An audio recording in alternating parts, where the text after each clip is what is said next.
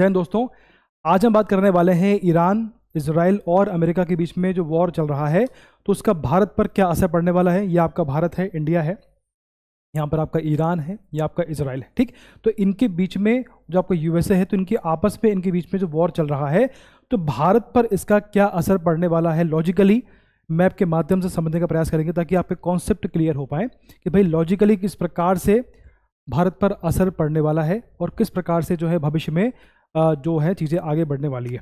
शुरुआत करते हैं, सबसे पहले बात करते हैं कि भारत पर क्रूड ऑयल के संबंध में क्या असर पड़ने वाला है, क्योंकि ये सबसे मेन मुद्दा है, इसको लेकर बहुत विवाद है ना। चलिए, तो सबसे पहले समझते हैं कि भारत में कंजम्पशन कितना होता है। भारत में पर डे की बात कर रहे हैं, पर डे 5.3 मिलियन बैरल के आसपास जो है हम डेली बेस पे कंज्यूम करते हैं क्या, क्रूड ऑयल। ठीक है, इसका 88% जो है हम इंपोर्ट करते हैं, यानी बाहर से मंगाते हैं। ठीक है, हमारे पास नहीं होता है। और इसका जो है 40% के आसपास, 40 से 45% के आसपास ये जो मार्ग है, ये मार्ग है ना, इसका नाम है हॉर्मुज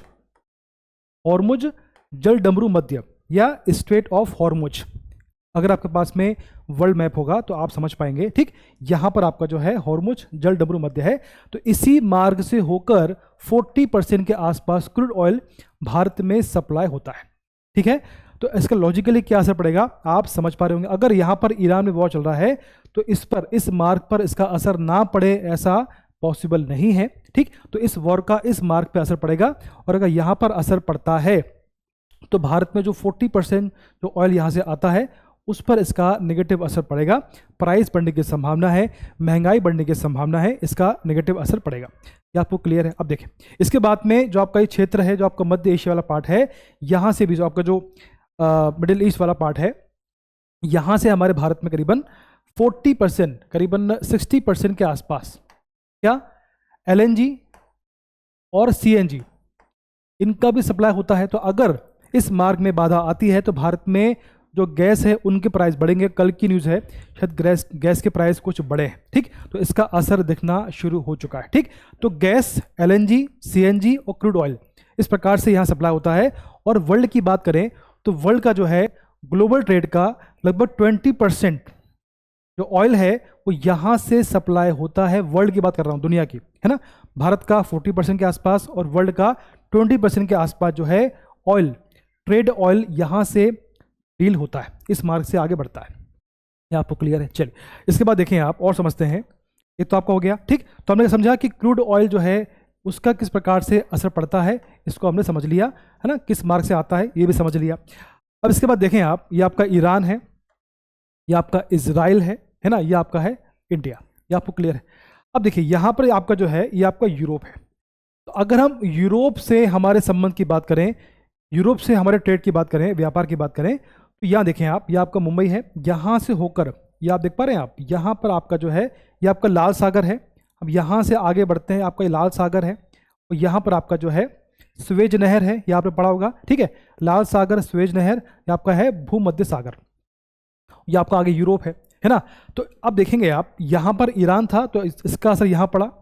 अब चूंकि यहाँ पे इजराइल है तो इसका असर यहाँ पड़ेगा, सिंपल सी बात है। और यहाँ पर क्या है, यहाँ पर लाल सागर है, यहाँ पर आपका स्वेज नहर है, आपने पढ़ा होगा, आपका भूमध्य सागर है। तो अगर मुझे यूरोप से व्यापार करना है तो मुझे इसी मार्ग से आगे बढ़ना होगा, सिंपल सी बात है। यानी जो मेरा ट्रेड है वो इसी मार्ग से होगा, यूरोप से। क्लियर है। तो अगर इजराइल इस समय वॉर जोन में है तो उसका असर इस एरिया में पड़ेगा, यानी यूरोप से व्यापार में मुझे करने में समस्या आएगी, यानी इंडिया को, है ना। यदि इंडिया को अगर यूरोप से व्यापार करना है तो इस मार्ग, इस जो एरिया है, ये जो आपका रास्ता है, इसका ओपन होना बहुत ज़रूरी है। ये आपको क्लियर है। ठीक है, तो हमने समझ लिया कि भाई ईरान का असर जो हमारा क्रूड ऑयल है उस पर कैसे पड़ने वाला है, और उसके बाद में यूरोप से हमारे व्यापार में किस प्रकार से असर पड़ने वाला है, कौन सा मार्ग उसके लिए रिस्पॉन्सिबल होता है। इसके बाद समझें आप कि जो आपका अफगानिस्तान है ना, अब देखें आप, ये आपका हो गया। इसके बाद में एक बात और है कि आपके जो खाड़ी देश हैं, जो आपके खाड़ी देश हैं, वहाँ पर करीबन 1 करोड़ के आसपास, 1 करोड़ के आसपास जो है भारतीय जॉब करते हैं। तो अगर यहाँ पर समस्या आती है और इससे जो है 135 बिलियन के आसपास, 135 बिलियन डॉलर रेमिटेंस, यानी वहाँ जॉब करते हैं, वहाँ से पैसा भारत भेजते हैं, इसको बोलते हैं रेमिटेंस। ठीक, तो 135 बिलियन रेमिटेंस भारत आता है। तो अगर जो भारतीय हैं खाड़ी देशों में, उनकी जॉब पर असर पड़ता है, तो जो हमारा 135 बिलियन डॉलर का रेमिटेंस है उस पर भी इसका नेगेटिव असर पड़ेगा।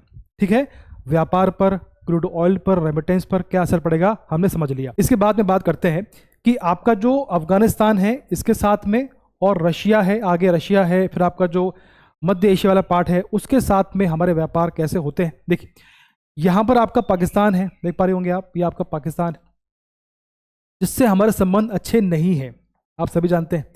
यह आपका ईरान है, ईरान के नीचे यहाँ पर चाबार पोर्ट है।